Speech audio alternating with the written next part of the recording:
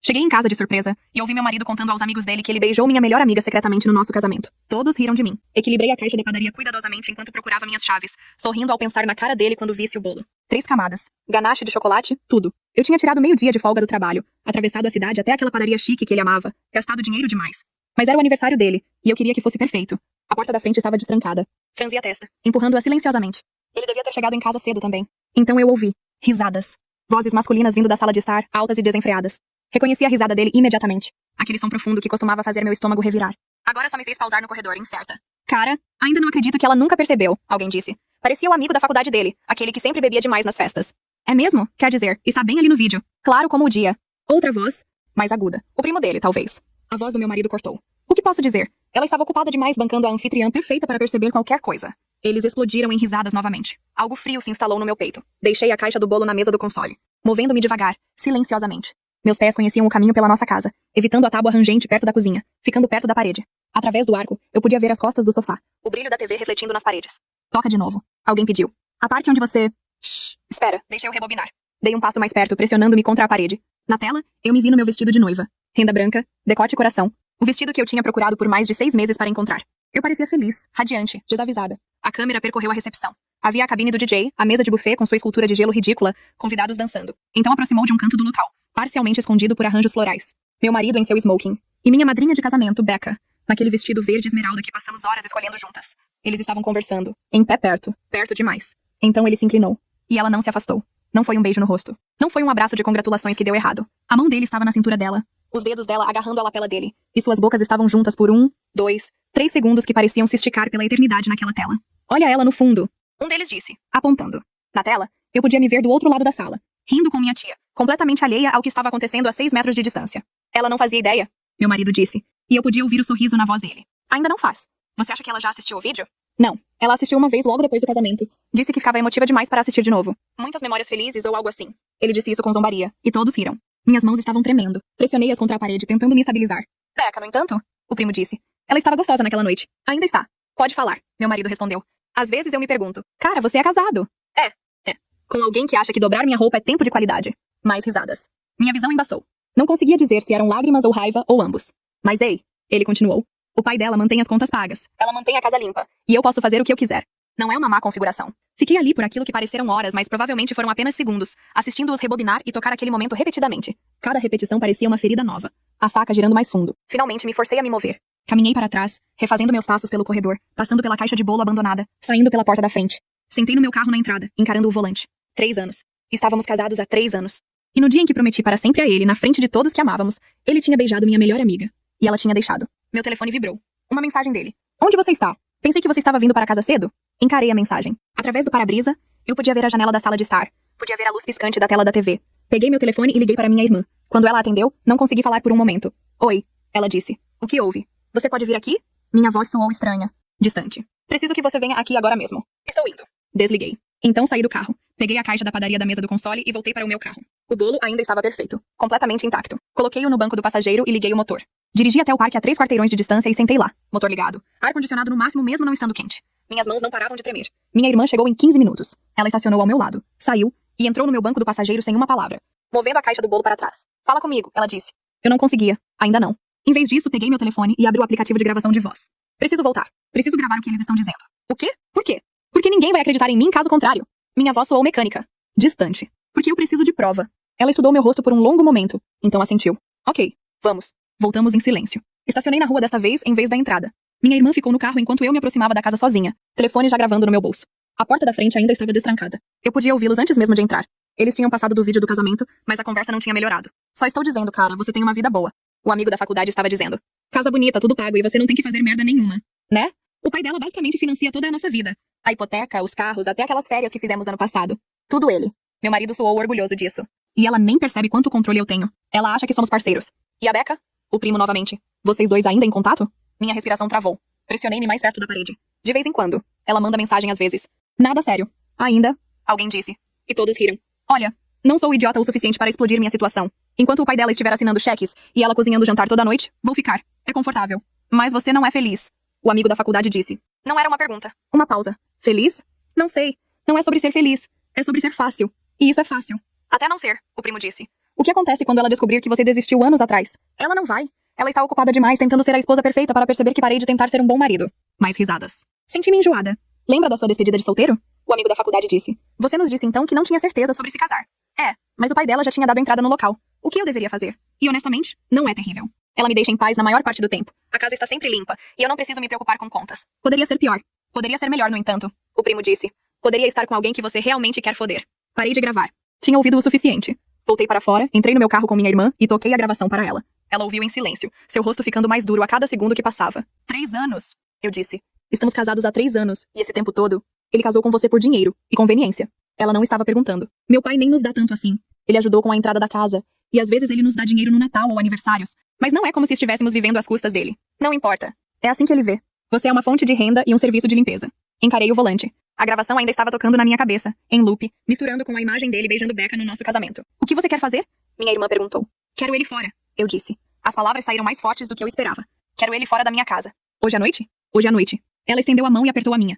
Então vamos tirá-lo. Ela estendeu a mão e apertou a minha. Então vamos tirá-lo. Ficamos ali por mais 1 minuto, juntando forças. Então liguei o motor e dirigi de volta para a casa que estava em meu nome, que meu pai tinha me ajudado a comprar antes mesmo de conhecer meu marido, e que eu estupidamente tinha adicionado ele à hipoteca depois que nos casamos. Minha irmã me seguiu para dentro desta vez.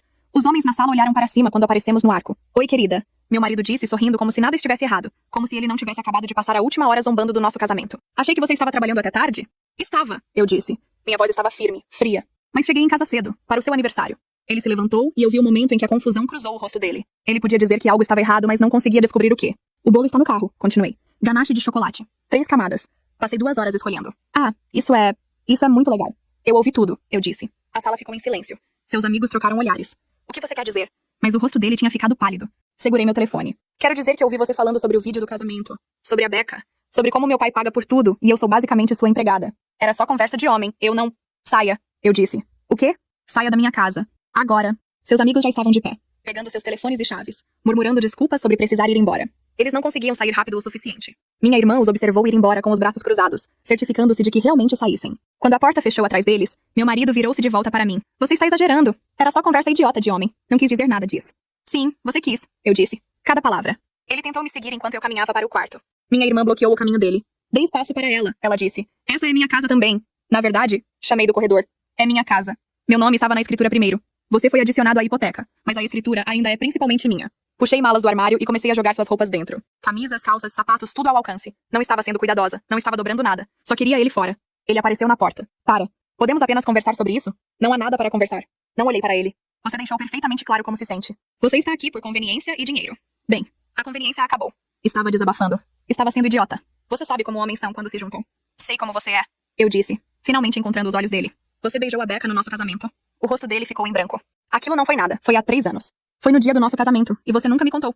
Porque não significou nada. Foi estúpido. Estávamos bêbados. Foi 1 segundo. Foram 3 segundos.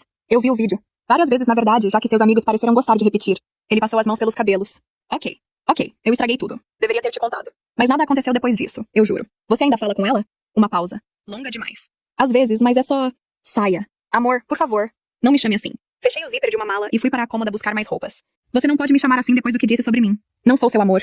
Nem sou sua esposa, aparentemente. Sou apenas a mulher cujo pai paga suas contas.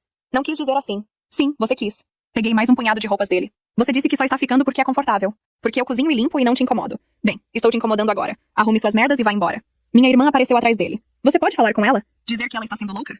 Ela está sendo sensata pela primeira vez em 3 anos. Minha irmã disse. Agora saia. Ele olhou entre nós e viu o momento em que percebeu que estávamos falando sério. Onde eu vou? Ligue para sua mãe. Ligue para seus amigos. Ligue para a Becca se quiser. Só saia da minha casa. Nossa casa. Estou na hipoteca. Que eu posso refinanciar em meu nome. Meu pai vai me ajudar. Sabe? O pai cujo dinheiro você tem vivido? O maxilar dele endureceu. Isso não é justo. Justo? Ri. Mas saiu áspero. Você quer falar sobre justo? Você tem fingido ser um bom marido enquanto zomba de mim pelas minhas costas. Você beijou minha melhor amiga no nosso casamento. Você acabou de admitir que desistiu anos atrás. E você acha que estou sendo injusta? Cometi erros, ok? Sinto muito. Mas você não pode simplesmente jogar fora 3 anos de casamento por causa de um dia ruim. Isso não é sobre um dia ruim. É sobre 3 anos de mentiras. Deixei cair outra mala aos pés dele. Isso é tudo do seu lado do armário. Se perdi algo, vou enviar para a casa da sua mãe. Você está realmente fazendo isso? Agora? No meu aniversário? A audácia daquela declaração me atingiu como um golpe físico. Sim. Agora. No seu aniversário. Porque cheguei em casa com um bolo para te surpreender. E em vez disso descobri que meu casamento inteiro tem sido uma completa piada. Ele me encarou por um longo momento. Esperei por mais argumentos, mais desculpas, mais manipulação. Mas algo no meu rosto deve ter dito a ele que estava acabado. Tudo bem, ele disse finalmente. Tudo bem. Vou embora. Mas isso não acabou. Precisamos conversar sobre isso direito quando você se acalmar. Estou calma, eu disse. E estava. Por baixo da raiva e da dor, sentia-me estranhamente com a cabeça clara. E vamos conversar, através de advogados. Você não pode estar falando sério. Nunca falei tão sério sobre nada na minha vida. Minha irmã entregou suas malas a ele. Ele as pegou, suas mãos tremendo levemente, e olhou para mim mais uma vez. Você vai se arrepender disso, ele disse. Não, eu disse calmamente. Eu me arrependo dos 3 anos que desperdicei com você. Não vou cometer esse erro de novo. Ele foi embora. Minha irmã e eu ouvimos ele tropeçar escada abaixo. Ouvimos a porta da frente abrir e fechar. Ouvimos o carro dele ligar na entrada e ir embora. Então sentei na beirada da cama e comecei a chorar. Minha irmã sentou ao meu lado, puxando-me para seus braços. Solucei no ombro dela. Todo o choque e dor finalmente vindo à tona. Ela não disse nada. Apenas me segurou enquanto eu desmoronava. Quando as lágrimas finalmente diminuíram, ela se levantou e voltou com uma caixa de lenços e um copo de água. Beba, ela disse. Bebi. Minha garganta estava áspera. Precisamos ligar para o papai, ela disse gentilmente. E você precisa ligar para um advogado. Logo de manhã, assenti, limpando meu rosto. E a Lily, nossa filha. Ela estava na casa dos meus pais para passar a noite, tendo uma noite do pijama com eles. Ela não fazia ideia de que seu mundo estava prestes a mudar. Vamos descobrir isso, minha irmã disse. Uma coisa de cada vez. Na manhã seguinte, meus pais chegaram cedo. O rosto do meu pai estava rígido de raiva controlada quando toquei a gravação para ele. Minha mãe apenas pareceu triste. Nunca gostei dele. Meu pai disse calmamente. Mas achei que talvez estivesse sendo super protetor. Você estava certo, eu disse. Estávamos sentados à mesa da cozinha, Lily ainda dormindo no andar de cima. Sobretudo. Minha mãe estendeu a mão pela mesa e apertou a minha. O que você precisa de nós? Um advogado. Um bom. Meu pai assentiu. Conheço alguém. Ela cuidou do divórcio do meu sócio ano passado. Ela é durona. Ótimo. Quero durona. Minha irmã trouxe café e começamos a fazer uma lista de tudo que precisava acontecer. Trocar as fechaduras. Remover o nome dele das contas compartilhadas. Documentar tudo. Meu pai se ofereceu para ajudar com o refinanciamento da hipoteca. A casa era sua primeiro. Ele disse. Vamos garantir que continue assim. Por volta das 9 horas. Lily acordou e desceu de pijama, arrastando seu coelho de pelúcia. Mamãe! Ela subiu no meu colo, e eu a segurei apertado, respirando o cheiro do shampoo dela. Oi, amor! Onde está o papai? A pergunta que eu temia. Todos à mesa ficaram quietos. O papai está ficando em outro lugar por um tempo, eu disse cuidadosamente. Por quê? Porque a mamãe e o papai precisam de um tempo separados. Vocês brigaram? Algo assim. Ela ficou quieta por um momento, processando. Ele vai voltar? Não sei, querida. Talvez não. Ah, ela abraçou seu coelho mais apertado. Ok. Foi fácil demais aquela aceitação. Ela tinha apenas 4 anos. Ainda não entendia o que isso significava. Minha mãe levou Lily para a sala para assistir desenhos enquanto os adultos continuavam planejando. Meu telefone não parava de vibrar. Mensagem após mensagem dele. Sinto muito. Por favor, podemos conversar. Eu te amo. Você está sendo irracional. Minha mãe quer falar com você. Ignorei todas. Então as ligações começaram. Números diferentes. Bloqueei cada um. O número da mãe dele apareceu. E deixei ir para o correio de voz. A mensagem dela foi exatamente o que eu esperava. Defendendo o filho. Me acusando de estar exagerando. Exigindo que eu reconsiderasse. Apaguei. Ele vai escalar. Minha irmã disse. Você sabe disso, né? Sei. Devemos documentar tudo. Cada ligação, cada mensagem, cada vez que ele aparecer. Aparecer? Minha mãe perguntou, alarmada. Ele vai. Minha irmã disse sombriamente. Caras como ele sempre aparecem. Eles não conseguem lidar com perder o controle. Ela estava certa, é claro. Ao meio-dia, ele estava estacionado do lado de fora da casa. Assisti da janela enquanto ele sentava em seu carro, encarando a porta da frente. Ele não saiu. Apenas ficou ali sentado. Devemos chamar a polícia? Minha mãe perguntou. Ele não está fazendo nada ilegal, meu pai disse. Está estacionado em uma rua pública. Mas ele está assediando ela. Tecnicamente não. Ainda não. Depois de 1 hora, ele foi embora. Mas voltou naquela noite. E na manhã seguinte. Cada vez, ele apenas ficava ali sentado, observando a casa. No 3º dia, tive minha primeira consulta com a advogada que meu pai recomendou. O nome dela era Ruth. E ela tinha o tipo de energia afiada e direta que eu precisava. Você tem a gravação? Ela perguntou. Toquei para ela. Ela ouviu sem expressão, fazendo anotações. Isso é bom, muito bom. Mostra o estado mental dele. Suas motivações. O fato de que ele admitiu contato contínuo com a outra mulher é particularmente útil. Tem mais. Eu disse. E contei sobre o vídeo do casamento. Sobre Becca. Sobre os anos sentindo que algo estava errado, mas nunca conseguindo provar. Você suspeita que houve um caso físico? Não sei. Talvez. Ele disse que ainda trocam mensagens. Vamos precisar ter acesso aos registros telefônicos dele. Se possível. E mídia social. As pessoas geralmente são descuidadas sobre o que colocam online. Ela delineou o processo. Pedir o divórcio, estabelecer arranjos de custódia, dividir bens. Parecia exaustivo e caro. Seu pai mencionou que ajudaria com os custos. Ela disse. Isso é bom. Seu marido provavelmente vai tentar arrastar isso. Eles geralmente fazem quando são eles que estão sendo deixados. Quanto tempo isso vai levar? Meses. Talvez 1 ano. Depende de quão cooperativo ele for. Saí do escritório dela me sentindo esgotada. Minha irmã me pegou. Como foi? Ela é boa. Assustadoramente boa. Acho que ela vai destruí-lo. Ótimo. Ele merece. Dirigimos para casa em silêncio. Quando entramos na garagem, notei algo na varanda da frente. Um buquê de rosas, com um cartão que dizia: Sinto muito. Por favor, me dê outra chance. Peguei-as e joguei diretamente no lixo perto da garagem. 1 semana depois de expulsá-lo, Becca ligou. Encarei o nome dela na tela do meu telefone por 3 toques antes de atender. Parte de mim queria deixar ir para o correio de voz, mas outra parte precisava ouvir o que ela tinha a dizer. Alô? Ah, meu Deus, finalmente. A voz dela estava sem fôlego, aliviada. Tenho tentado te alcançar há dias. Eu sei. Olha, ouvi o que aconteceu. Ele me ligou completamente transtornado. Senti que precisava te ver como você está. A audácia. Você sentiu que precisava ver como estou? Sim. Sei que você deve estar passando por muita coisa agora. E só queria dizer que estou aqui se você precisar conversar. Sentei no sofá, telefone pressionado no ouvido, tentando processar isso. Becca, eu vi o vídeo do casamento. Silêncio. O beijo. Continuei. No meu casamento. Com meu marido. Aquilo foi Ela respirou fundo. Aquilo foi um erro. Estávamos bêbados. Não significou nada. Todo mundo continua dizendo isso. Mas sabe de uma coisa? Não acredito mais nisso. É a verdade. É mesmo? Porque ele disse que vocês ainda trocam mensagens, que ainda estão em contato. Outra pausa. Mais longa dessa vez. Somos amigos. Só isso. Amigos não se beijam no casamento da amiga. Foi há 3 anos. Você realmente vai guardar esse erro estúpido contra mim pelo resto de nossas vidas? Um erro estúpido? Becca, você era minha madrinha de casamento. Você ficou ao meu lado naquele altar. Você fez um brinde sobre como éramos perfeitos juntos. E o tempo todo, você tinha acabado de beijar meu marido em um canto do local. Sei como parece, mas... Há quanto tempo você está dormindo com ele? As palavras saíram antes de eu ter formado completamente o pensamento. Mas uma vez que estavam lá, pairando no ar entre nós, eu sabia. Eu simplesmente sabia. O quê? Eu não estou. Nós não estamos. Não minta para mim. Não mais. Juro. Não estamos juntos. Somos apenas amigos. O noivo de vocês sabe que vocês são apenas amigos com meu marido? Ouvi a respiração dela travar. Isso não é justo. Justo? Você quer falar comigo sobre o que é justo? Olha, liguei porque me importo com você. Queria ter certeza de que você está bem. Não, eu disse devagar. Você ligou porque ele pediu. Ele está sentado bem aí, não está? Dizendo o que você deve falar? Ele não está. Coloque no viva voz. Sei que ele pode me ouvir. Jesus Cristo. Ouvi a voz dele ao fundo. Abafada, mas definitivamente dele. Apenas desligue. Ele está na sua casa, Becca. Sua casa que você divide com seu noivo? Ele precisava de um lugar para ficar. A casa da mãe dele é muito longe do trabalho. Então você o acolheu. Que generoso de sua parte. Você o expulsou. O que ele deveria fazer?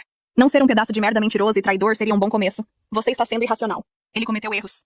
Mas você também. Você o afastou. Estava sempre tão focada em ser perfeita. Pare, eu disse. Minha voz saiu fria, controlada. Apenas pare. Ouvi ele dizer algo seco ao fundo. Então a voz de Becca. Mais baixa agora.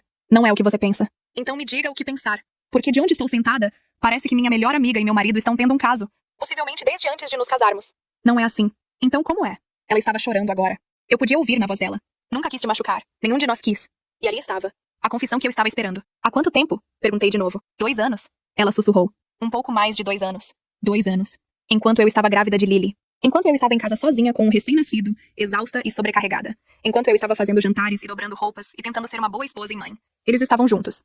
O seu noivo sabe? Não. E você não pode contar a ele. Por favor. Por que não? Ele merece saber a verdade. Porque isso o destruiria. E acabou agora de qualquer forma. Terminamos. Quando? Semana passada. Quando você o expulsou. Nós dois concordamos que estava errado, que precisávamos parar. Vocês terminaram um caso de 2 anos semana passada porque finalmente fui pega. Que nobre. Sei que você está com raiva. Estou além da raiva, Becca. Estou em outro lugar completamente. Em algum lugar frio e claro onde posso ver exatamente o que você é. O que ele é. E o que vocês dois me fizeram. Sinto muito. Ela estava soluçando agora. Sinto tanto, tanto. Nunca quis que isso acontecesse. Apenas... aconteceu. Não. Você escolheu isso. Vocês dois. Cada dia por 2 anos vocês escolheram me trair. Desliguei. Minhas mãos estavam tremendo. Mas não de tristeza. De raiva. Raiva pura e cristalina. Imediatamente abri meus contatos e encontrei o que estava procurando. O número do noivo de Becca. Nos encontramos algumas vezes em festas. Trocamos gentilezas. Ele parecia um cara decente. Merecia saber. Mas minha mão pairou sobre o botão de ligar. Isso era vingança? Estava fazendo isso para machucá-la do jeito que ela me machucou? Ou estava fazendo isso porque era a coisa certa a fazer? Talvez ambos. E talvez isso fosse ok. Pressionei ligar. Ele atendeu no segundo toque. Alô? Oi. Sou. Nos conhecemos na festa de aniversário de Becca ano passado. Sou casada com... Bem, fui casada com um amigo dela. Ah, sim. Oi. Está tudo bem? Não, eu disse. Não, não está. E acho que você merece saber por quê. O nome dele era Tom. Nas próximas horas, contei tudo a ele. O vídeo do casamento, a gravação, a ligação com Becca, a confissão. Ele ficou quieto a maior parte do tempo, apenas fazendo algumas perguntas esclarecedoras. Quando terminei, houve um longo silêncio. Preciso verificar algo. Ele disse finalmente. Posso te ligar de volta? Claro. Ele desligou. Sentei no meu sofá, encarando a parede, me perguntando se tinha acabado de piorar tudo. Mas não. Ele merecia saber. Assim como eu merecia saber. Minha irmã desceu. Era ele? Não. O noivo de Becca. Contei a ele sobre o caso. Os olhos dela se arregalaram. Uau! Como ele reagiu. Difícil dizer. Ele está verificando algo. Disse que ligaria de volta. Ela sentou ao meu lado. Você fez a coisa certa. Fiz? Ou apenas explodi 2 relacionamentos porque estou com raiva? Eles explodiram seus próprios relacionamentos. Você apenas contou a verdade. 1 hora depois, Tom ligou de volta. A voz dele estava diferente agora. Mais dura. Encontrei-os. Encontrou o quê? Mensagens. Ela tem uma segunda conta no Instagram. Nunca soube. Privada. Passei pelo telefone dela enquanto ela estava no chuveiro.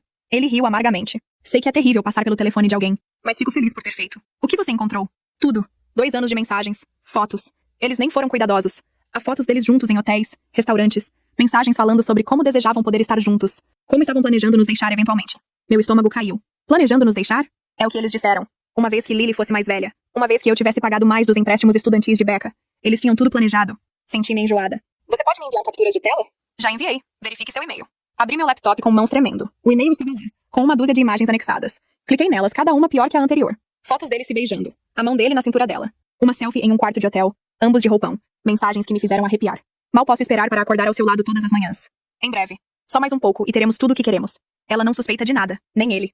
Havia uma de quando eu estava com 8 meses de gravidez. Sei que isso é difícil, mas pense no nosso futuro. Uma vez que o bebê nascer e as coisas se acalmarem, podemos descobrir nosso próximo passo. E a resposta dele: eu sei, só odeio mentir para ela, mas você vale a pena. Fechei o laptop antes de poder ler mais. Vou deixá-la. Tom disse. Hoje à noite. Já fiz uma mala. Só queria esperar até falar com você para agradecer por me contar. Sinto muito. Sei que isso não é fácil. É melhor do que viver uma mentira. Pelo menos agora sei a verdade. Ele pausou. Você vai ficar bem? Eventualmente. Tenho minha filha, minha família. Isso é suficiente. Se você precisar de qualquer coisa, testemunho para o tribunal, declarações de testemunha, o que for, estou aqui. Obrigada. De verdade. Depois que desligamos, encaminhei as capturas de tela para minha advogada. Então apenas sentei lá, encarando o nada, tentando processar a profundidade da traição deles. Eles estavam planejando isso, por anos. Eles tinham olhado para mim, para Tom, para Lily, e decidiram que éramos todos danos colaterais aceitáveis na história de amor deles. Meu telefone vibrou. Uma mensagem dele. O que você fez? O noivo de Becca acabou de aparecer e levou todas as coisas dele. Ela está histérica. Isso é culpa sua. Digitei de volta. Não, isso é culpa sua e dela. Eu apenas contei a verdade. Sua vadia vingativa. Tirei uma captura de tela da mensagem e enviei para minha advogada. Então bloqueei o número dele. De novo. 5 minutos depois, outra mensagem de um número diferente.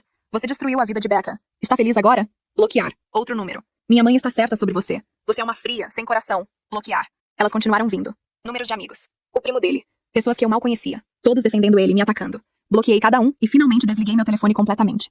Minha irmã me encontrou na cozinha 1 hora depois, chorando em uma xícara de café frio. Todos estão me mandando mensagem, eu disse. Todos dizendo que sou a vilã, que arruinei tudo. Eles são idiotas, não sabem a verdade. Mas e se estiverem certos? E se eu devesse ter apenas ficado quieta? Tentado resolver? Ela agarrou meus ombros. Me escute. Você não fez nada de errado. Nada. Ele traiu. Ela traiu. Eles mentiram para você por anos. E quando você descobriu, fez a escolha de ir embora. Isso não é vingança. Isso é respeito próprio. Então por que me sinto tão mal? Porque você o amava. Porque confiou nela. E ambos traíram isso. É ok se sentir mal. Mas não deixe eles fazerem você se sentir culpada por se recusar a ser o capacho deles. Assenti, limpando meus olhos. Ela estava certa. Eu sabia que ela estava certa. Mas ainda doía. Lily começou a fazer mais perguntas depois da primeira semana. Quando o papai vai voltar para casa? Não sei, querida. Ele não nos ama mais? Essa partiu meu coração. O papai te ama muito. Isso não é sobre você. É entre a mamãe e o papai. Mas por que ele não pode voltar para casa? Porque às vezes adultos precisam morar em lugares diferentes. Não significa que ele não te ama. Ela pareceu aceitar isso, mas notei mudanças. Pequenas coisas no começo.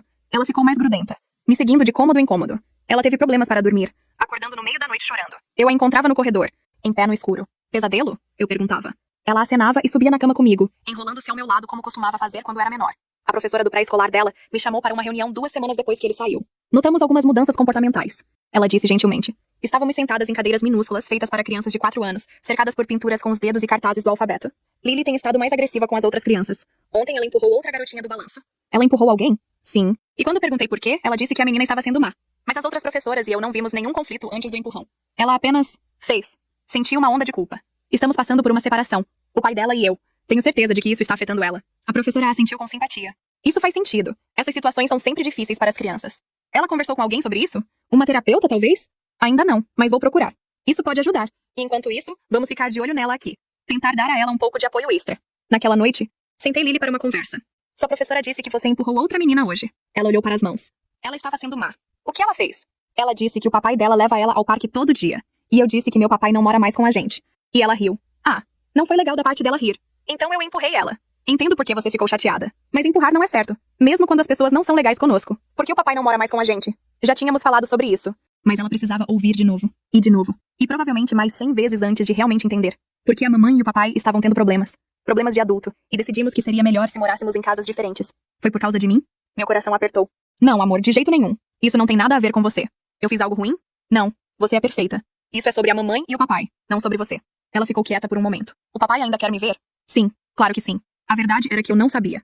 Ele tinha estado tão focado em me assediar, em tentar me manipular para levá-lo de volta, que mal tinha mencionado Lily. Nenhum pedido para vê-la.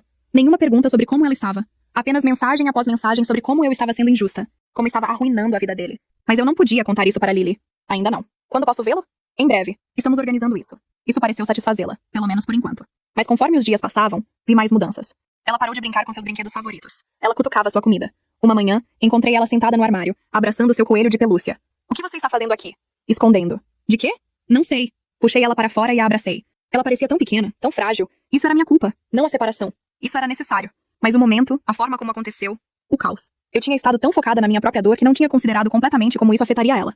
Naquela tarde, liguei para uma terapeuta infantil. A primeira consulta disponível era em 2 semanas. Enquanto isso, ele começou a usar Lily como arma. Mensagens de texto. Ela deve sentir tanta falta de mim. Você está me mantendo longe da minha filha. Quero ver Lily. Você não pode mantê-la longe de mim. Meu advogado diz que tenho direitos. Você está violando eles.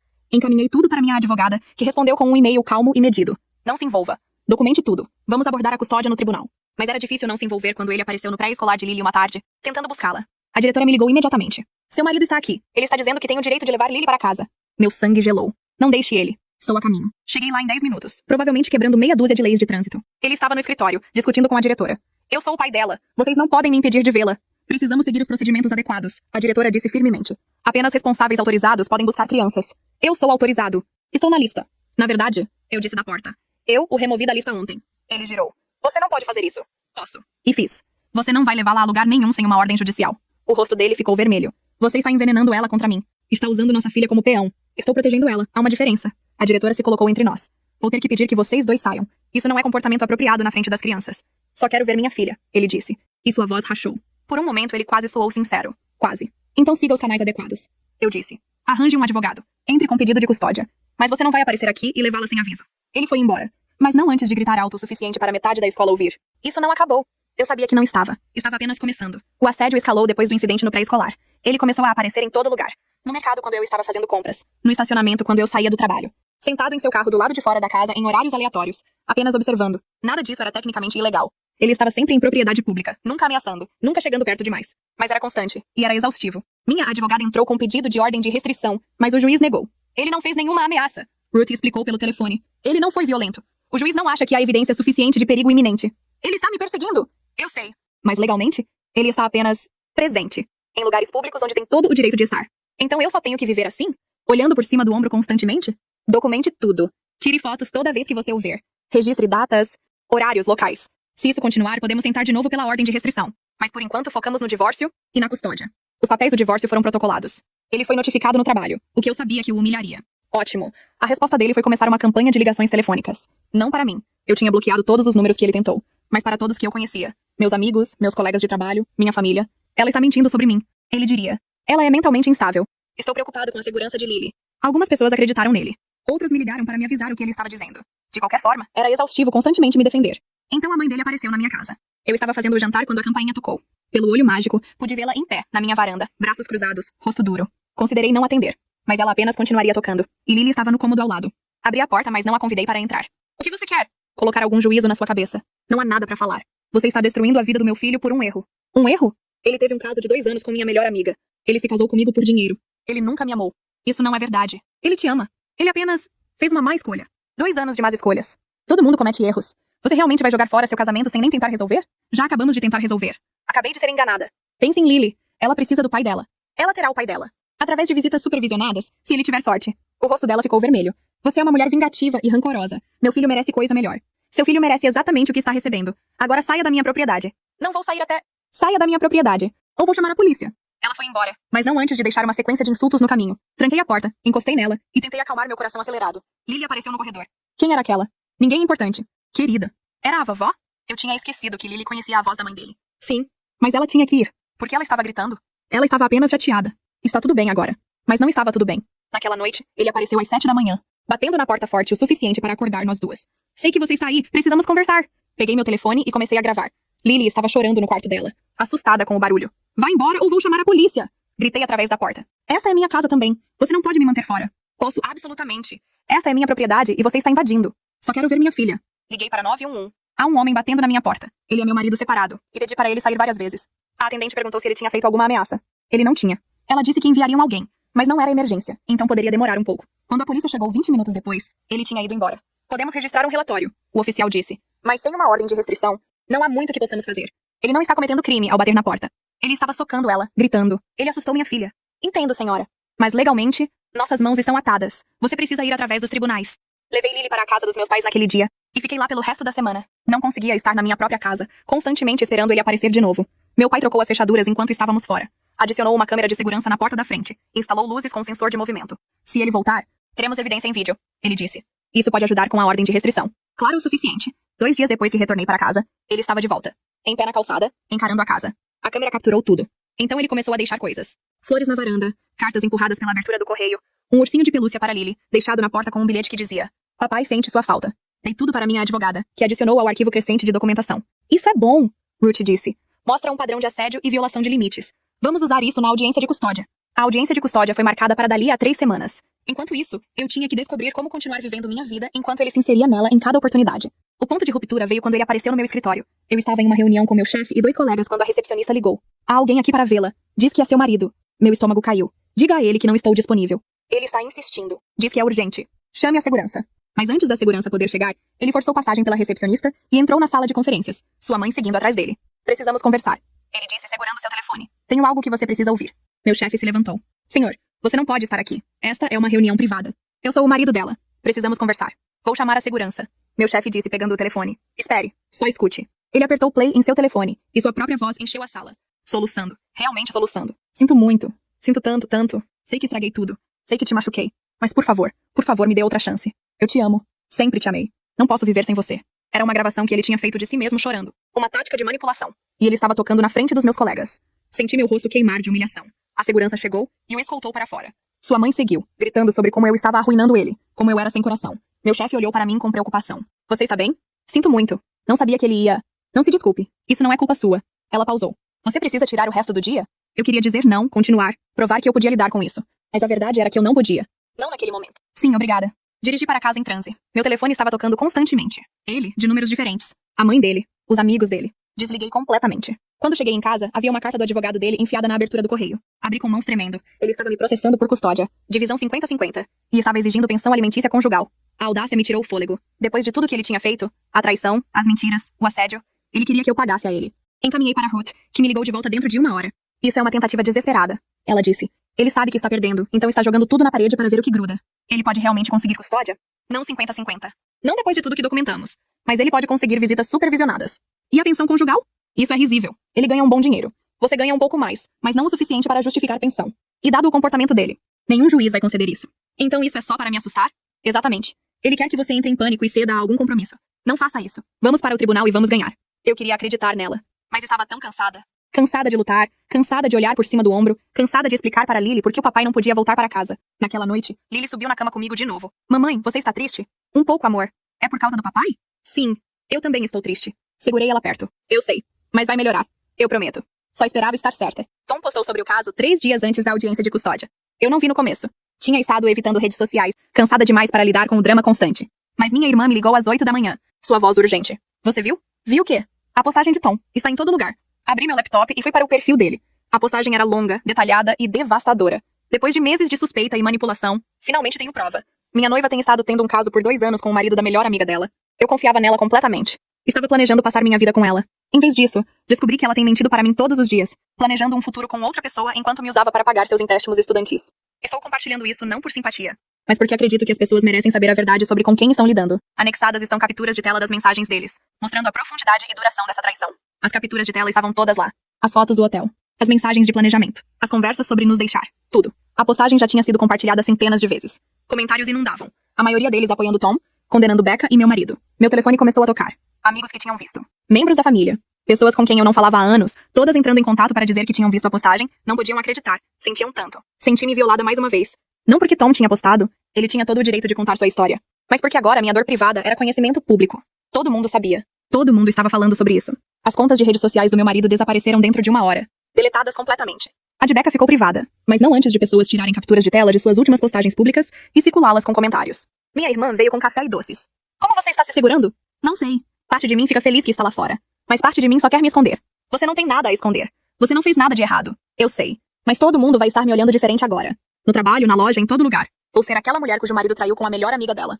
Melhor do que ser a mulher que ficou com ele apesar de saber. Ela tinha razão. Ao meio-dia, a postagem tinha se tornado viral. Sites de notícias locais pegaram ela.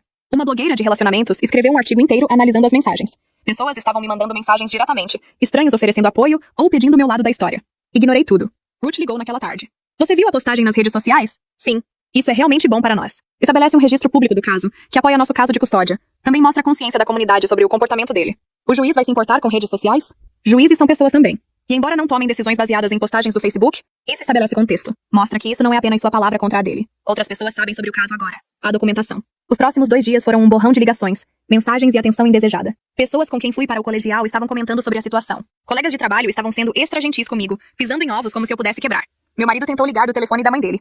Não atendi. Ele mandou um e-mail. Você fez isso. Você contou tudo para Tom. E agora ele destruiu nossas 2 vidas. Espero que esteja feliz. Encaminhei para Ruth sem responder. Becca mandou uma mensagem também. Não posso acreditar que você contou a ele. Você arruinou tudo. Perdi meu emprego, meus amigos, minha reputação. Valeu a pena? Sua vingança valeu destruir minha vida inteira? Bloqueei ela. A verdade era que eu não me sentia triunfante. Não me sentia vingada. Apenas me sentia cansada. O dia antes da audiência, meu pai me levou para tomar café. Como você está realmente? Ele perguntou. Honestamente? Não sei. Tudo parece surreal. Como se isso estivesse acontecendo com outra pessoa e eu estivesse apenas assistindo. Isso é choque. Vai passar. Vai? Porque agora não consigo imaginar me sentindo normal de novo. Vai. Leva tempo. Mas você é forte. Mais forte do que pensa. Não me sinto forte. Sinto que estou mal conseguindo me manter junta. É isso que força parece às vezes. Apenas passar pelo dia. Manter Lily segura e feliz. Lutar pelo que você merece. Isso tudo é força. Eu queria acreditar nele. Naquela noite passei por toda a documentação mais uma vez com Ruth. As gravações. As mensagens que Tom tinha encontrado. A filmagem da câmera de segurança dele batendo na minha porta. Os relatórios de incidente do pré-escolar e do meu local de trabalho. Temos um caso sólido, Ruth disse. Infidelidade, assédio, violação de limites, comportamento preocupante em torno da criança. O juiz vai ver tudo isso. E se ele não vir? E se o juiz achar que estou sendo vingativa? Então apelamos. Mas não acho que isso vai acontecer. Você tem sido calma, medida e focada no bem-estar de Lily durante tudo isso. Ele tem sido errático e agressivo. O contraste é claro. Dormi terrivelmente naquela noite, passando por todos os cenários possíveis na minha cabeça. E se eu dissesse a coisa errada? E se o juiz não acreditasse em mim? E se ele conseguisse custódia compartilhada e eu tivesse que dividir Lily com ele toda semana? Pela manhã, estava exausta, mas determinada. Coloquei minha melhor roupa profissional. Fiz meu cabelo e maquiagem cuidadosamente. E tentei parecer alguém que tinha sua vida sob controle. Mesmo que não me sentisse assim. Meus pais me encontraram no tribunal. Minha irmã não podia vir. Alguém precisava cuidar de Lily. Mas ela me mandou mensagem a cada 5 minutos com encorajamento. Você consegue. Ele é um idiota e todo mundo sabe disso. O juiz vai ver através da baboseira dele. Estou orgulhosa de você. Segurei essas mensagens como uma tábua de salvação enquanto entrava no tribunal. Pronta para lutar pela minha filha e meu futuro. Encontrei Becca no mercado 2 dias depois da audiência. Eu estava empurrando meu carrinho pela seção de hortifruti. Lily sentada na frente tagarelando sobre as diferentes cores das maçãs, quando a vi no fim do corredor. Ela me viu no mesmo momento. Nós duas congelamos. Por um segundo, considerei dar meia volta, fingir que não tinha visto. Mas ela já estava caminhando em minha direção, seu rosto desesperado. Por favor, ela disse. Podemos conversar? Não. Só 5 minutos. É tudo que estou pedindo. Não há nada para falar. Há tudo para falar. Preciso explicar. Você já explicou. Você teve um caso com meu marido por 2 anos. Você planejou um futuro juntos. Você usou tanto a mim quanto a Tom. O que mais há? Lily olhou para cima, confusa. Tia Becca? Meu coração afundou. Tinha esquecido que Lily ainda a conhecia como tia. Ainda a associava com momentos divertidos e presentes e risadas. Os olhos de Becca se encheram de lágrimas. Oi, querida. Por que a tia Becca não vem mais lá em casa? Lily me perguntou. Porque a tia Becca e a mamãe não são amigas agora. Por quê? Porque... Lutei para encontrar palavras apropriadas para a idade. Porque ela fez algo que machucou muito os sentimentos da mamãe. Ela pediu desculpas? Da boca das crianças. Sim. Mas algumas coisas são grandes demais para desculpas consertarem. Becca limpou os olhos. Eu sinto muito. Sei que você não acredita em mim. Mas sinto. Nunca quis que nada disso acontecesse. Mas aconteceu. Você escolheu fazer acontecer. Todos os dias por 2 anos. Eu sei. E me odeio por isso. Perdi tudo. Meu relacionamento, meus amigos, minha reputação. Pessoas no trabalho nem olham para mim. Provavelmente vou ter que me mudar só para fugir do julgamento. É isso que acontece quando você trai pessoas. Eu sei. Mas por favor, você pode pelo menos tentar entender. Não foi planejado. Não acordamos um dia e decidimos te machucar. Apenas... Aconteceu. Nós nos apaixonamos. Não. Minha voz saiu afiada. Não romantize o que você fez. Você não se apaixonou. Você fez uma escolha. Várias escolhas. Para mentir, para se esconder, para planejar um futuro enquanto fingia ser minha amiga. Mas nós nos amávamos. Isso tem que contar para alguma coisa. Conta para nada. Porque o que quer que você sentisse por ele não valia mais que sua amizade comigo. Ou a confiança de Tom. Ou meu casamento. Ou o senso de segurança de Lily. Apontei para minha filha, que estava assistindo nossa conversa com olhos arregalados e confusos. Ela tem 4 anos e está em terapia porque o pai dela desapareceu da vida dela. Porque você e ele decidiram que seus sentimentos eram mais importantes que qualquer outra pessoa. Isso não é justo. Nada disso é justo. Mas eu não fiz injusto. Você fez. Posso pelo menos falar com ele? Dizer que eu... Não. Você não pode chegar perto dele. E honestamente, espero que ele perceba o que você é antes de cometer os mesmos erros comigo que cometeu contigo. Isso é cruel. Isso é honesto. Vocês dois merecem um ao outro. Ambos egoístas. Ambos dispostos a mentir para conseguir o que querem. Espero que sejam muito felizes juntos. Não estamos juntos. Terminamos. Ótimo. Então talvez vocês dois aprendam algo com essa bagunça. Virei-me para empurrar meu carrinho, mas Lily estendeu a mão em direção a Becca. Tchau, tia Becca.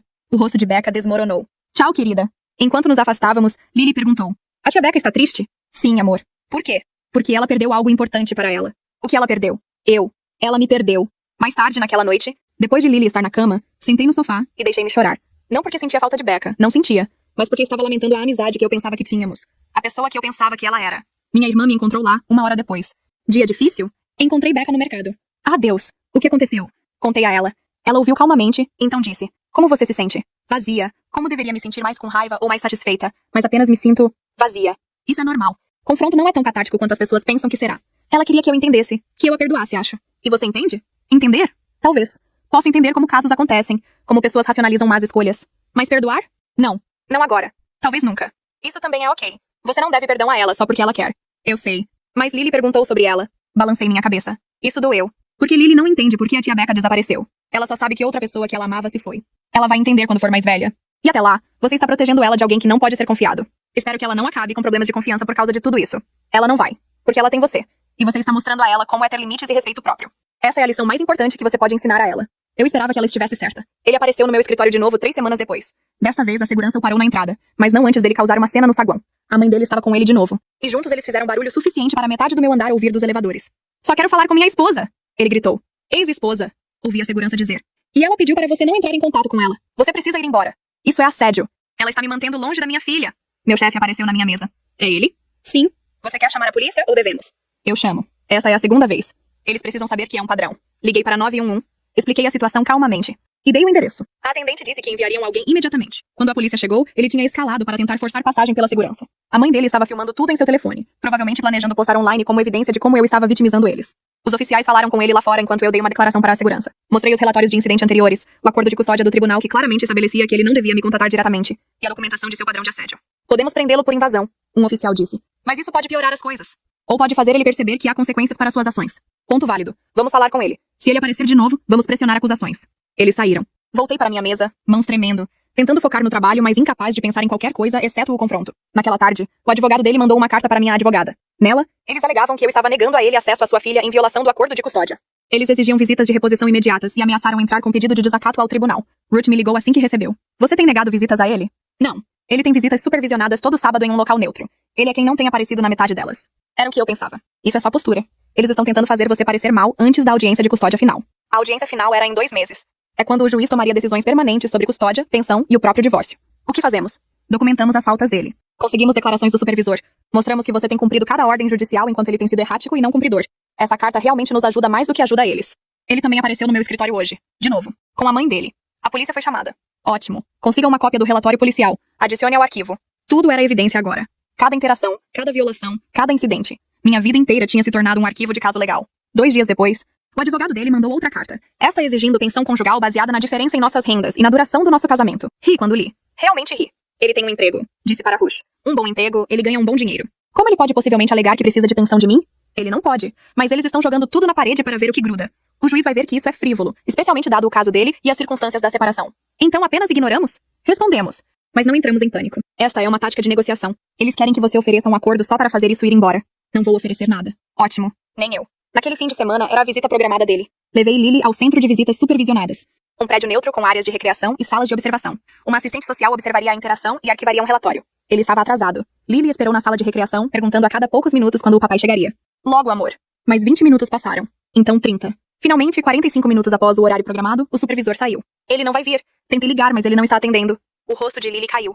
O papai não está aqui. Não hoje, querida. Mas talvez semana que vem. No caminho para casa, ela ficou quieta.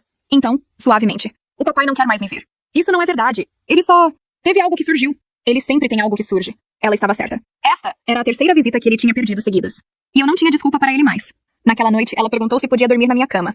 Disse que sim, e ficamos deitadas lá no escuro, seu corpo pequeno encolhido contra o meu. Mamãe? Sim, amor. Não tem problema se eu não sentir mais falta do papai? Meu coração partiu. Claro que tem. Você pode sentir o que você sentir. Eu costumava sentir muita falta dele. Mas agora eu apenas sinto... nada. Ela tinha 4 anos e já estava aprendendo a se proteger da decepção desligando seus sentimentos. Segurei ela mais apertado. Não tem problema sentir nada. E não tem problema se você sentir falta dele de novo depois. Sentimentos mudam. Isso é normal. Ok. Ela ficou quieta por um momento. Mamãe? Sim. Estou feliz de ainda ter você. Beijei o topo da cabeça dela. Lágrimas deslizando pelo meu rosto na escuridão. Estou feliz de ter você também, amor. Sempre. No dia seguinte, Ruth entrou com uma moção para documentar seu padrão de visitas perdidas e para modificar o acordo de custódia baseado em sua não confiabilidade. Estamos construindo um caso de que ele não está investido em ser pai. Ela explicou. Que ele está mais interessado em assediar você do que em realmente ver sua filha. O juiz vai levar isso em conta. E se ele de repente começar a aparecer para tudo? Então documentamos isso também. Mostramos o padrão. Errático, imprevisível, focado em manipulação ao invés de consistência. De qualquer forma, estamos cobertas. Eu queria acreditar nela, mas tinha aprendido da maneira difícil que o sistema legal se movia devagar. E enquanto isso, minha filha era quem estava sofrendo. A audiência de custódia final foi numa terça-feira de manhã no final de outubro. Cheguei cedo com Ruth, vestida profissionalmente, carregando uma pasta com cada pedaço de documentação que tínhamos coletado nos últimos 4 meses. Meus pais sentaram na galeria atrás de mim. Apoio silencioso. Ele chegou 10 minutos atrasado com seu advogado, parecendo desarrumado e com raiva. A mãe dele tentou segui-lo, mas foi informada que apenas as partes e advogados eram permitidos no tribunal para esta audiência. O juiz revisou nosso arquivo de caso primeiro, página após página de evidência. A gravação dele zombando do nosso casamento. O vídeo do casamento mostrando ele beijando Becca. As capturas de tela de tom das mensagens do caso deles. Relatórios policiais dos incidentes no meu local de trabalho. Relatórios do supervisor de visitas documentando suas consultas perdidas. O relatório de incidente do pré-escolar. Ruth apresentou tudo metodicamente, construindo uma narrativa clara. Um homem que tinha traído sua esposa, assediado ela depois que ela saiu, usou a filha como arma, e então falhou em aparecer quando dadas oportunidades de realmente ser pai. O advogado dele tentou me pintar como vingativa, como alguém que tinha destruído a vida e reputação dele por rancor. Mas quando o juiz pediu exemplos da minha má conduta, eles não tinham nada. Cada ação que tomei estava documentada como protetora, não punitiva. Seu cliente perdeu 3 visitas supervisionadas consecutivas. O juiz notou, olhando por cima dos óculos para meu marido. Pode explicar por quê? Ele murmurou algo sobre conflitos de trabalho e não conseguir pagar as taxas de supervisão. As taxas de supervisão são $50 por sessão. O juiz disse. Você tem um emprego de tempo integral ganhando renda adequada. Essa não é uma desculpa válida. Eu não conseguia ver minha filha com alguém me observando como se eu fosse um criminoso. Você não está sendo tratado como um criminoso. Está sendo supervisionado por causa do seu padrão documentado de comportamento errático, assédio à sua ex-esposa e o incidente no pré-escolar da sua filha onde você tentou removê-la sem autorização. Aquela é minha filha. Eu tenho direitos. Você tem responsabilidades. O juiz corrigiu que você repetidamente falhou em cumprir. Enquanto isso, sua ex-esposa cumpriu cada ordem judicial, manteve moradia e emprego estáveis, garantiu a frequência de sua filha em terapia e escola, e documentou seu comportamento sem retaliação. Ruth se recostou levemente. Eu podia sentir sua satisfação, mesmo que o rosto dela permanecesse neutro.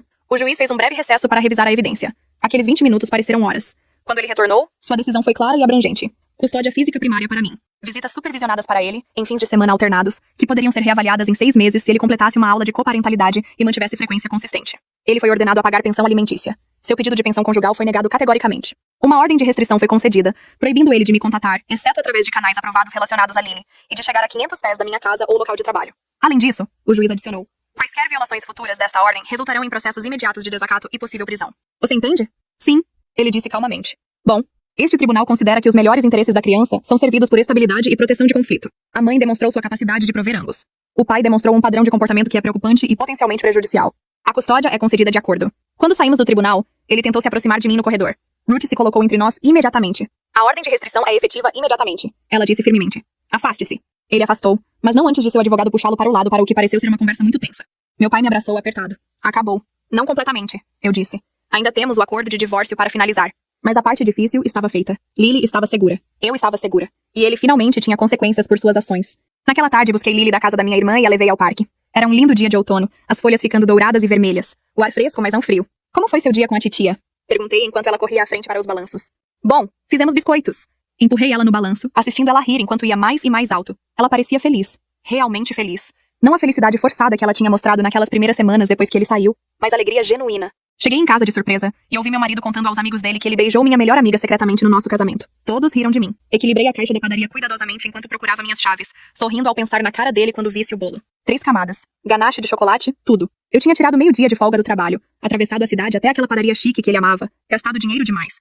Mas era o aniversário dele, e eu queria que fosse perfeito. A porta da frente estava destrancada. Franzi a testa, empurrando-a silenciosamente. Ele devia ter chegado em casa cedo também. Então eu ouvi. Risadas. Vozes masculinas vindo da sala de estar, altas e desenfreadas. Reconheci a risada dele imediatamente. Aquele som profundo que costumava fazer meu estômago revirar. Agora só me fez pausar no corredor, incerta. Cara, ainda não acredito que ela nunca percebeu, alguém disse. Parecia o amigo da faculdade dele, aquele que sempre bebia demais nas festas. É mesmo? Quer dizer, está bem ali no vídeo. Claro como o dia. Outra voz, mais aguda. O primo dele, talvez. A voz do meu marido cortou. O que posso dizer? Ela estava ocupada demais bancando a anfitriã perfeita para perceber qualquer coisa. Eles explodiram em risadas novamente. Algo frio se instalou no meu peito. Deixei a caixa do bolo na mesa do console, movendo-me devagar, silenciosamente. Meus pés conheciam o caminho pela nossa casa, evitando a tábua rangente perto da cozinha, ficando perto da parede. Através do arco, eu podia ver as costas do sofá, o brilho da TV refletindo nas paredes. Toca de novo. Alguém pediu. A parte onde você... Shhh. Espera, deixa eu rebobinar. Dei um passo mais perto, pressionando-me contra a parede. Na tela, eu me vi no meu vestido de noiva. Renda branca, decote e coração. O vestido que eu tinha procurado por mais de 6 meses para encontrar. Eu parecia feliz, radiante, desavisada. A câmera percorreu a recepção. Havia a cabine do DJ, a mesa de buffet com sua escultura de gelo ridícula, convidados dançando. Então aproximou de um canto do local, parcialmente escondido por arranjos florais. Meu marido em seu smoking. E minha madrinha de casamento, Becca, naquele vestido verde esmeralda que passamos horas escolhendo juntas. Eles estavam conversando, em pé perto demais. Então ele se inclinou. E ela não se afastou. Não foi um beijo no rosto. Não foi um abraço de congratulações que deu errado. A mão dele estava na cintura dela, os dedos dela agarrando a lapela dele, e suas bocas estavam juntas por 1, 2, 3 segundos que pareciam se esticar pela eternidade naquela tela. Olha ela no fundo. Um deles disse, apontando. Na tela, eu podia me ver do outro lado da sala, rindo com minha tia, completamente alheia ao que estava acontecendo a 6 metros de distância. Ela não fazia ideia, meu marido disse, e eu podia ouvir o sorriso na voz dele. Ainda não faz. Você acha que ela já assistiu o vídeo? Não. Ela assistiu uma vez logo depois do casamento. Disse que ficava emotiva demais para assistir de novo. Muitas memórias felizes ou algo assim. Ele disse isso com zombaria, e todos riram. Minhas mãos estavam tremendo. Pressionei-as contra a parede, tentando me estabilizar. Becca, no entanto, o primo disse. Ela estava gostosa naquela noite. Ainda está. Pode falar, meu marido respondeu. Às vezes eu me pergunto, cara, você é casado? É. Com alguém que acha que dobrar minha roupa é tempo de qualidade. Mais risadas. Minha visão embaçou. Não conseguia dizer se eram lágrimas ou raiva ou ambos. Mas ei, ele continuou. O pai dela mantém as contas pagas. Ela mantém a casa limpa. E eu posso fazer o que eu quiser. Não é uma má configuração. Fiquei ali por aquilo que pareceram horas, mas provavelmente foram apenas segundos, assistindo-os rebobinar e tocar aquele momento repetidamente. Cada repetição parecia uma ferida nova. A faca girando mais fundo. Finalmente me forcei a me mover. Caminhei para trás, refazendo meus passos pelo corredor, passando pela caixa de bolo abandonada, saindo pela porta da frente. Sentei no meu carro na entrada, encarando o volante. 3 anos. Estávamos casados há 3 anos. E no dia em que prometi para sempre a ele, na frente de todos que amávamos, ele tinha beijado minha melhor amiga. E ela tinha deixado. Meu telefone vibrou. Uma mensagem dele. Onde você está? Pensei que você estava vindo para casa cedo. Encarei a mensagem. Através do para-brisa, eu podia ver a janela da sala de estar. Podia ver a luz piscante da tela da TV. Peguei meu telefone e liguei para minha irmã. Quando ela atendeu, não consegui falar por um momento. Oi, ela disse. O que houve? Você pode vir aqui? Minha voz soou estranha. Distante. Preciso que você venha aqui agora mesmo. Estou indo. Desliguei. Então saí do carro. Peguei a caixa da padaria da mesa do console e voltei para o meu carro. O bolo ainda estava perfeito. Completamente intacto. Coloquei-o no banco do passageiro e liguei o motor. Dirigi até o parque a 3 quarteirões de distância e sentei lá. Motor ligado. Ar-condicionado no máximo mesmo não estando quente. Minhas mãos não paravam de tremer. Minha irmã chegou em 15 minutos. Ela estacionou ao meu lado. Saiu e entrou no meu banco do passageiro sem uma palavra. Movendo a caixa do bolo para trás. Fala comigo, ela disse. Eu não conseguia. Ainda não. Em vez disso, peguei meu telefone e abri o aplicativo de gravação de voz. Preciso voltar. Preciso gravar o que eles estão dizendo. O quê? Por quê? Porque ninguém vai acreditar em mim caso contrário. Minha voz soou mecânica. Distante. Porque eu preciso de prova. Ela estudou meu rosto por um longo momento. Então assentiu. Ok, vamos. Voltamos em silêncio. Estacionei na rua desta vez em vez da entrada. Minha irmã ficou no carro enquanto eu me aproximava da casa sozinha. Telefone já gravando no meu bolso. A porta da frente ainda estava destrancada. Eu podia ouvi-los antes mesmo de entrar. Eles tinham passado do vídeo do casamento, mas a conversa não tinha melhorado. Só estou dizendo, cara, você tem uma vida boa. O amigo da faculdade estava dizendo. Casa bonita, tudo pago e você não tem que fazer merda nenhuma. Né? O pai dela basicamente financia toda a nossa vida. A hipoteca, os carros, até aquelas férias que fizemos ano passado. Tudo ele. Meu marido soou orgulhoso disso. E ela nem percebe quanto controle eu tenho. Ela acha que somos parceiros. E a Becca? O primo novamente. Vocês dois ainda em contato? Minha respiração travou. Pressionei-me mais perto da parede. De vez em quando. Ela manda mensagem às vezes. Nada sério. Ainda. Alguém disse. E todos riram. Olha, não sou idiota o suficiente para explodir minha situação. Enquanto o pai dela estiver assinando cheques e ela cozinhando jantar toda noite, vou ficar. É confortável. Mas você não é feliz. O amigo da faculdade disse. Não era uma pergunta. Uma pausa. Feliz? Não sei. Não é sobre ser feliz. É sobre ser fácil. E isso é fácil. Até não ser, o primo disse. O que acontece quando ela descobrir que você desistiu anos atrás? Ela não vai. Ela está ocupada demais tentando ser a esposa perfeita para perceber que parei de tentar ser um bom marido. Mais risadas. Senti-me enjoada. Lembra da sua despedida de solteiro? O amigo da faculdade disse. Você nos disse então que não tinha certeza sobre se casar. É, mas o pai dela já tinha dado entrada no local. O que eu deveria fazer? E honestamente, não é terrível. Ela me deixa em paz na maior parte do tempo. A casa está sempre limpa, e eu não preciso me preocupar com contas. Poderia ser pior. Poderia ser melhor, no entanto. O primo disse. Poderia estar com alguém que você realmente quer foder. Parei de gravar. Tinha ouvido o suficiente. Voltei para fora, entrei no meu carro com minha irmã e toquei a gravação para ela. Ela ouviu em silêncio, seu rosto ficando mais duro a cada segundo que passava. 3 anos, eu disse. Estamos casados há 3 anos, e esse tempo todo, ele casou com você por dinheiro e conveniência. Ela não estava perguntando. Meu pai nem nos dá tanto assim. Ele ajudou com a entrada da casa, e às vezes ele nos dá dinheiro no Natal ou aniversários. Mas não é como se estivéssemos vivendo às custas dele. Não importa. É assim que ele vê. Você é uma fonte de renda e um serviço de limpeza. Encarei o volante. A gravação ainda estava tocando na minha cabeça, em loop, misturando com a imagem dele beijando Becca no nosso casamento. O que você quer fazer? Minha irmã perguntou. Quero ele fora, eu disse. As palavras saíram mais fortes do que eu esperava. Quero ele fora da minha casa. Hoje à noite? Hoje à noite. Ela estendeu a mão e apertou a minha. Então vamos tirá-lo.